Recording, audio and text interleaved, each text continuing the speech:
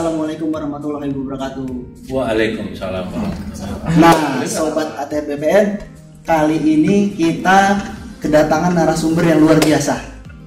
Kalau Sobat ATR BPN suka olahraga pagi, pasti tahu dengan narasumber yang satu ini. Siapa lagi kalau bukan Bapak Agus Jatmiko. Nah, Pak Agus Jatmiko ini sudah malang melintang di ATR BPN. Sekarang beliau menjadi Widya Iswara ahli utama, bener ya Pak? Bener. Nah, kita mau nanya-nanya nih Pak. Boleh, silakan.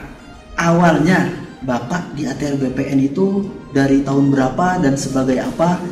Perjalanan Bapak sampai sekarang bisa jadi Widya Iswara ahli utama. Baik, terima kasih. Ya. Oh maaf Pak, lupa. Saya belum kenalin teman saya Pak. Ini teman saya belum saya kenalin. Oh. Ini Mimin. Oh, Mimin. Mimin. Jadi kalau sobat tahu suka buka IG sosok Mimin, nah ini. Oh ini ya. Nah ini Mimin tuh kayak penjaga villa ya. Daripada abang kayak tukang kondangan. Loh, Pak Agus juga pakai batik loh. Mohon maaf loh. Ini bukan batik. Oh bukan, apa itu? Salah. Ini pakaian dari Toba. Oh. Dari adat Batak. Ini beragam, keanekaragaman suku adat. Jadi batik ada, dari Toraja pun ada. Bukan Toraja, dari Batak. Dari Batak. Mohon maaf. Kan lupa kan tadi? Tenun dari Batak. Sampai mana tadi kita? Sampai, mohon maaf. Ini apa ya maksudnya ya? Apa? Ini apa ini? Logo apa ini? Oh ini logo. Oh kamu tahu ini ada logonya kan tadi lagi dipakai. Gini. Ini udah skenario ya? Bukan gitu. Apa? Saya merasa ada yang aneh. Gimana? Ada logo seperti ini. Ini Untuk tandanya apa ya? barang ini sudah diinventarisasi oleh BUMN. Jadi ini kemarin orang BUMN datang, semua ditempel-tempelin, sobat. Sampai bola-bola itu satu-satu ditempel. Wah, luar biasa. Aku luar biasa. Satu-satu ditempel. Satu-satu ditempel. Gitu, Bapak. Ini Pak Agus kapan ngomong? Dari tadi kita ngomong terus. Iya Pak. Tadi sampai mana Pak? Aduh, saya juga. Enggak. Oh perjalanan Bapak. Oh. Awalnya. Iya. Maklum, Iya. sudah mulai meninggalkan dunia ini. Iya. Oh. Ini pakai lagi. Kita pakai lagi. Iya gimana? Ya, baik. Terima kasih saya diberikan kesempatan untuk menjelaskan biografi saya. Saya karir saya dimulai dari tahun 1980 sebagai honorer menjadi petugas ukur. Kemudian pada tahun 1982 saya diangkat jadi PNS sebagai juru ukur golongan 2. Karir saya pada tahun 1988 berpindah ke Biro Umum. Jadi saya sudah beberapa dekade ke pemerintahan dari zaman Soeharto, enak zamanku toh, sampai ke sekarang itu Pak Joko Widodo, yang beliau juga smart ya. Berakhlak ya Pak. Berakhlak, sekarang ini sudah berakhlak dulu macam-macam ya. Pada saat saya di Biro Umum, karir saya sudah menamatkan S1, kemudian saya menjadi pejabat eselon 4. Waktu itu menangani tadi, kenapa ada logo BPN. Tugas saya adalah menginventarisasi aset-aset yang ada di BPN seluruh Indonesia. Berarti izin Pak, itu kalau kayak branding itu benar-benar seluruh Indonesia Pak di branding. Hanya jadi kalau di pusat kewenangannya kita sebagai kuasa pengguna barang. Kalau di daerah di Kanwil itu kuasa pengguna barang di provinsi. Kemudian di kantor pertanahan kuasa pengguna barang di kantor pertanahan. Seiring berjalan waktu, saya menjadi pejabat eselon 3, menjadi kepala bagian inventarisasi kekayaan negara. Karir saya di sana mulai. Kemudian setelah saya di Biro Umum, saya mendapatkan pendidikan S2 manajemen sumber daya manusia. Karena saya butuh ilmu hukum, maka saya kuliah lagi di Fakultas Hukum. Nah, seiring berjalan waktu, karir saya juga di sana menangani pengadaan barang dan jasa. Ya. Telah menangani pengadaan barang dan jasa, 2006 diangkat Kabag IKN, 2008 ya, saya ditugaskan menjadi Kepala Bidang Pengendalian Pertanahan dan Pemberdayaan Masyarakat di Sulawesi Tenggara. Melalui proses jalur biasa mengajukan sebagai widyaswara. Waktu itu pangkat saya sudah 4B, tetapi karena angka kreditnya saya disetarakan dengan 4A. Jadi untuk naik pangkat dari 4A ke 4C membutuhkan waktu 5 tahun. Nah, selama saya menjadi widyaswara, saya banyak berkecimpung baik sebagai narasumber pengadaan barang dan jasa di LKPP, Lembaga Kebijakan Pengadaan Barang dan Jasa. Saya juga sebagai widyaswara atau pengajar di waktu itu masih Pusdiklat Kementerian ATR BPN. Kemudian ada perubahan menjadi Pusat Pengembangan Sumber Daya Manusia. Dan pangkat saya sekarang sudah menjadi 4D. Bayangkan dari golongan 2A sekarang sudah 4D. Mungkin nanti pensiun kalau ada 4F, saya bisa 4F. Tapi karena terbatas hanya sampai 4E, ya mungkin pensiun 4E. Tomingse dong Pak kalau 4F. Ya? Apa itu? Itu apa? Ada 4F dulu ada. Oh, F4. Oh, F4. Iya, sana. Kirain 4. Iya, 4 itu. Ya. Terus itu kira-kira karir saya. Jadi saya selalu memberikan motivasi kepada yang golongan 2 yang petugas ukur, karena saya ngalami sampai bisa menjadi 4G. Saya memberikan motivasi untuk mereka untuk mengembangkan kompetensinya menjadi seorang ASN yang unggul. Ini izin Pak, Pak. Bapak dari tadi itu ngomong sambil megangin Memang ujung sengaja headset. saya pegang. Oh, berarti headsetnya nggak nyolong nih Pak? Enggak. Oh, mau dimana? Belum ada perintah. Oh iya, berarti properti aja dong Pak. Belum Kita ada sama perintah. dong. Sama. Nih, masih belum dicolok ternyata. Iya, ini saya pegang. Mau dibuka Tadi aja, mau saya ngomong. colok. Mau saya colokkan tapi belum ada perintah gitu. Oh iya. Ngomong-ngomong, Iya. saya pakai jaket Heeh. Humas TPSDM. Heeh. Abang ini mana jaketnya? Nah, ya udah, pakailah. Ya gitu Daripada dong. saya Biar nggak kayak undangan lagi. Iya. Makanya tadi saya bertanya, di hati saya bertanya, ini yang pakai jaket humas yang menjadi diwawancara, tapi yang mewawancarai kok nggak Iya, pakai iya. jaket humas. Makanya itu. Ini Bang. jaketnya baru datang dari laundry Pak. Oh, apa cuma ada satu? Ada lagi Pak, ada lagi satu lagi. Cuman yang Tapi pakai- sempit. Ini Pak, Ya, kameramen kita Pak. Perlu saya sorot? Nggak usah. Oh, nggak mau. Oke, Jadi tadi terakhir sampai ASN unggul Pak. ya. Nah, saya pernah dengar ini sekarang kan kita lagi gencar-gencarnya, ya mungkin sebenarnya bukan sekarang sih Pak ya, dari sebelum-sebelumnya juga ya, tentang ASN muda unggul Pak. Ya. Nah, pertanyaan saya, ASN muda unggul itu kenapa ada kata-kata muda Pak di awal itu? Apakah yang unggul itu harus yang ASN muda saja, yang tua nggak boleh unggul apa gimana? Sebetulnya yang muda sudah unggul, yang tua sudah unggul. Yang tua sudah unggul. Cuma Oh. kenapa yang muda harus unggul? Karena nanti sebagai generasi penerus. Kalau generasi yang sekarang itu kan istilahnya sudah sudah sebentar lagi pensiun, alias meninggalkan dunia hitam. Rambutnya sudah mulai putih. Rambut ya putih kan? ya Pak ya. Iya. Pendekar putih nanti. Putih, kemudian memang pengalamannya sudah banyak, tetapi kan perlu ada regenerasi sehingga diperlukan ASN muda unggul. Bagaimana menerapkan ASN muda unggul? Ya, salah satunya adalah melakukan pendidikan dan pelatihan di PPSDM. Seperti itu, luar biasa. Ya, maksudnya itu. Ngomong-ngomong muda nih, Pak Agus Jatmiko ini masih seperti anak muda loh.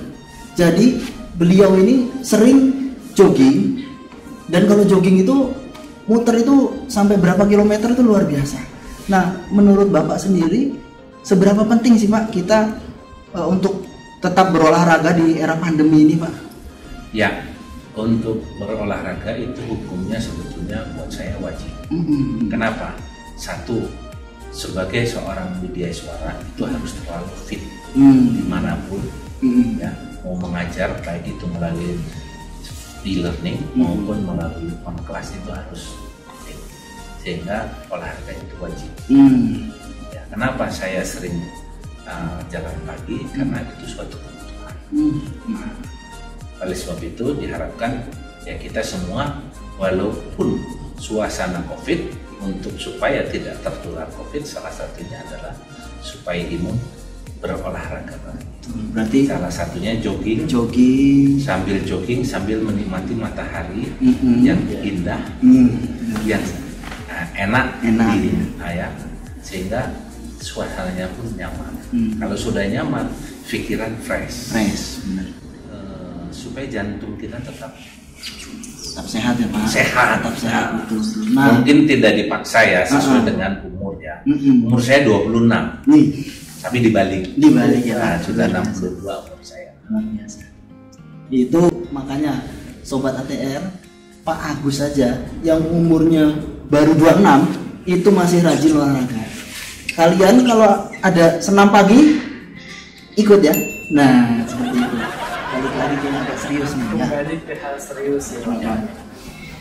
Menuju corporate university ini adalah sesuatu yang sedang digaungkan oleh PPSDM, Kementerian ATR BPN. Menurut Bapak, corporate university itu seperti apa sih Pak? Baik, sebetulnya corporate university itu adalah bukan universitas biasa, tetapi dia sebagai di dalam bagaimana mengembangkan SDM di dalam satu organisasi. Salah satunya adalah dengan membentuk corporate university. Corporate university itu semuanya terlibat, dari mulai pimpinan tertinggi, pejabat eselon 1 sampai tingkat bawah itu terlibat semua, merasa bertanggung jawab. Siapa yang membuat meramu mata pelatihannya?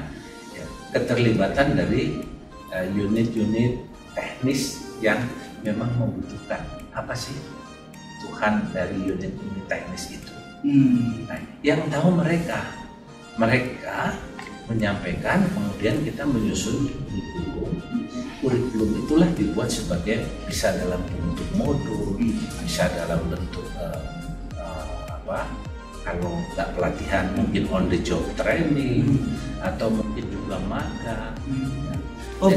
Berarti dengan corporate university ini benar-benar pengajar-pengajarnya, materinya, kurikulumnya semua benar-benar dari orang PPSDM, dan materinya juga disesuaikan dengan kebutuhan PPSDM. Betul.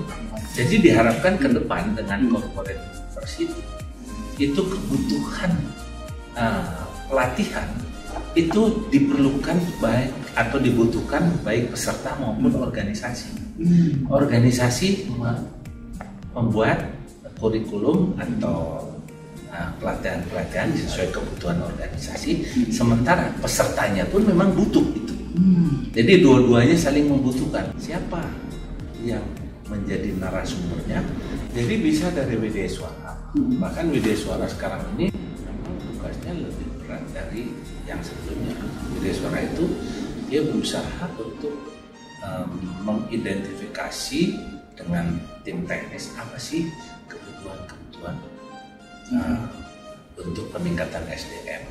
Setelah itu baru dibuat diramu baik kurikulum maupun modul-modul pelatihannya. Apakah pelatihannya harus on class? Tidak selalu. Bisa juga dengan e-learning. Mereka belajar mandiri dengan MOOC, bisa juga distance learning, ya, belajar dengan e-learning kemudian dikombinasikan dengan on class. Bisa juga di kampus kalau itu memang pelatihan-pelatihan itu bersifat teknis, tidak bisa jadi harus tatap muka. Jadi tergantung kebutuhan. Apakah harus pelatihan? Tidak selalu. Bisa juga on the job training, kemudian magang. Di dalam on the job training atau magang itu diperlukan seorang pemimpin yang memenuhi atau mempunyai kemampuan untuk sebagai coaching, mentoring, dan satu lagi adalah counseling. konseling. Kalau itu sudah bisa, ya mungkin bukan hanya pejabat struktural saja, tapi di suara pun sekarang sudah dua kali gitu. Kemudian apakah asesor perlu? Asesor tugasnya adalah untuk menguji kompetensi para ASN muda unggul, apa sih gap dari latar belakang mereka untuk dapat menyelesaikan tugas antara kebutuhan kompetensi dengan kompetensi yang mereka sudah peroleh. Nah, gap itulah yang nanti disampaikan kepada kita, kemudian didiskusikan dengan unit-unit teknis, jadilah satu kurikulum yang diperlukan oleh instansi maupun peserta.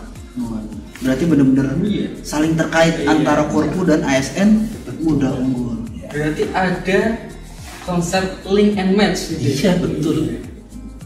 Jadi corporate university itu adalah salah satu cara untuk menelurkan SDM tadi ASN muda unggul. Itu saling terkait. Menurut Bapak, untuk saat ini kesiapan kita itu baik dari SDM-nya, sarana prasarana dan segala macam, apakah sudah siap untuk menjalankan itu atau masih perlu konsolidasi lagi? Konsolidasi apa? Penguatan lagi itu seperti apa, Pak? Baik, kalau dari sisi sarana dan prasarana kita sudah mengarah ke sana. Karena kita sudah menggunakan LMS, ya, sudah pembelajaran kita sudah e-learning. Kemudian media suara juga sudah siap. Yang mungkin perlu konsolidasi adalah materi-materi untuk peningkatan kompetensi peserta untuk menjadi ASN muda unggul. Jadi konsolidasinya saya kira ke arah sana. Ke arah sana ya. Bagaimana supaya pelatihan atau on the job training atau magang itu sesuai kebutuhan organisasi dan memerlukan ASN yang dalam melaksanakan tugas, sehingga muncullah ASN muda unggul yang berinovasi. Nah, gantian nanya, ayo. Sebentar. Iya. Nah, berarti seperti itu adalah strategi manajemen yang perlu dikelola kembali ya Pak ya. Sehingga dari link and match itu sehingga akan memunculkan output SDM ATR BPN yang unggul ya, itu sobat ATR BPN. Nah, sebelum kita mengakhiri Bapak perbincangan pada sore hari ini ya, ada pesan-pesan yang pesan Bapak kepada ASN muda unggul ATR BPN seperti apa Pak? Baik, harus berakhlak. Seperti ini berakhlak nih baru. Cuman saya penjelasan secara detailnya ya mungkin perlu ada apa ya? Ada konsolidasi lagi. Konsolidasi secara khusus di diskusi yang lainnya. Betul. Nanti mungkin kita bisa angkat di next. Iya. Topik. Tapi memang untuk ASN muda unggul pertama diharapkan mereka perlu memahami. Sobat ATR BPN, barusan tadi penjelasan lengkap dari Pak Agus Jatmiko, apa itu ASN muda unggul, apa itu Korpu, integritas, pokoknya segala macam luar biasa penjelasannya. Jangan lupa like, subscribe dan komen. Kalau ini tayang di YouTube ya, kalau ini tayang di YouTube. Iya pasti tayang dong. Iya harus tayang. Harus tayang dong. Soalnya apa Pak? Dari konten-konten kita yang sebelumnya, kalau ada dianya nih Pak, itu pas masuk di YouTube ke banned Pak. Oh gitu? Iya. Wah. Tiba-tiba nggak bisa. Apa itu? Pokoknya kalau ada dianya Pak, itu ke banned. Boleh. Iya, makanya mungkin mudah-mudahan nanti ini, tapi Harus YouTube ya? Harus tayang. Harus tayang. Kalau mau masuk YouTube ini Ya nanti saya delete blur dulu. Mukanya saya blur ya Pak. Iya. Kalau mau masuk Instagram mukanya saya Kita aja yang berdua yang ada kan? Iya benar. Iya. Kita sama-sama nih Pak. Kita bilang yang pertama menuju corporate university, kemudian yang kedua mencetak ASN muda unggul. Oke, Baik. siap? Siap. Oke. Lu kasih apa-apa? Oke. Apa dong? 1, 2, 3. menuju Corporate University, mencetak ASN muda unggul. Muda dan unggul. Lambat. Yang belakang Pak diulangi ya. Diulangi aja dulu. Mencetak ASN muda unggul. Oh, yang belakang ya. Ya, apa ulang lagi nggak apa-apa biar saya hafal. Ya. Menuju Corporate University, mencetak ASN muda unggul.